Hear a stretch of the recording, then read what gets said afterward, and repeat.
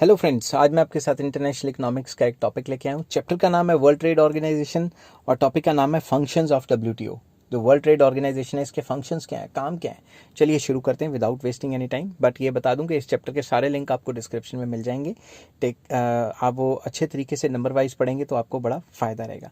तो first function आ जाता है डब्ल्यूटीओ का। WTO facilitates the management of multilateral trade agreements, जिसको एमटीए कहा गया है, एंड प्लूरिलेटरल ट्रेड एग्रीमेंट्स, जिसको पीटीए कहा गया है, for the fulfilment of their obligation. WTO facilitate करता है इस तरीके की सिचुएशंस जिसमें हम दो या दो से ज्यादा कंट्रीज में, दो कंट्रीज को तो बायलेटरल ट्रेड एग्रीमेंट कहते हैं, मल्टीलेटरल मतलब कई कंट्रीज साइमल्टेनियसली ट्रेड करेंगी और उन ट्रेड को अच्छी तरह से सक्सेसफुल बनाना, ये डब्ल्यूटीओ का मेन मकसद है।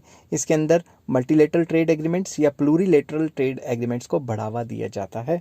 सेकंड पॉइंट आ जाता है, it negotiates all the multilateral trade relations concerning the above agreements among member countries.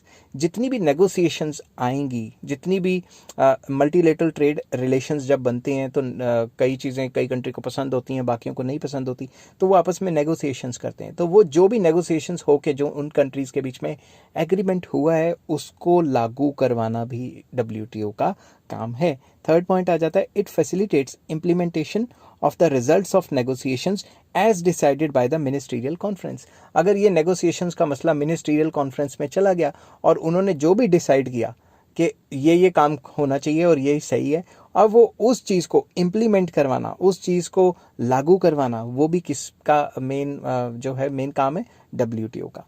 Next आ जाता है, it determines the understanding on rules and procedures governing the settlement of disputes.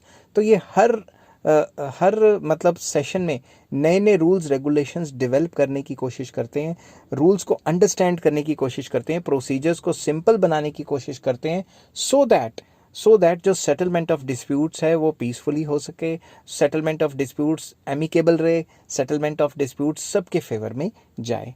Next आ जाता है, it is responsible for administration of trade policy review mechanism forming part of the agreement. Basically trade policy review mechanism का मतलब होता है जो भी trade की policy है वो टाइम टू टाइम रिव्यू करना, देखना कि कौन कौन सी नई चीज़ें आई हैं और किस किस तरीके से हम ट्रेड पॉलिसी को मॉडिफाई करके करंट सिचुएशन के हिसाब से और अच्छा ट्रेड बढ़ा सकते हैं।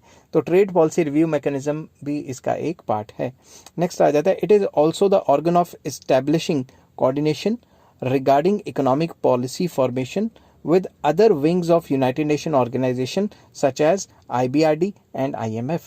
तो ये क्या करता है, ये यूनाइटेड नेशन ऑर्गेनाइजेशन के साथ, यूएनओ के साथ कोऑर्डिनेशन में काम करता है, और IMF international monetary fund and IBRD, जिसको वर्ल्ड बैंक भी कहा जाता है, आईबीआरडी की फुल फॉर्म है international bank for reconstruction and development, उसके साथ भी कोऑर्डिनेट करके इस तरीके की पॉलिसीज लेके आता है कि ओवरऑल वर्ल्ड की डेवलपमेंट हो। नेक्स्ट आ जाता है, it utilises the world resources in an optimum way. ये भी इसका मेन मकसद है और काम भी है कि भाई हमने वर्ल्ड के रिसोर्सेज को फुलर यूटिलाइजेशन करनी है ताकि सबका फ़ायदा हो। आई होप ये वीडियो आपको पसंद आई होगी। अगर पसंद आई है तो please like, share and subscribe. इस चैप्टर के सारे लिंक आपको डिस्क्रिप्शन में मिल जाएंगे और नेक्स्ट टॉपिक मैं आपको कराऊंगा objectives of WTO. Till then take care, bye bye.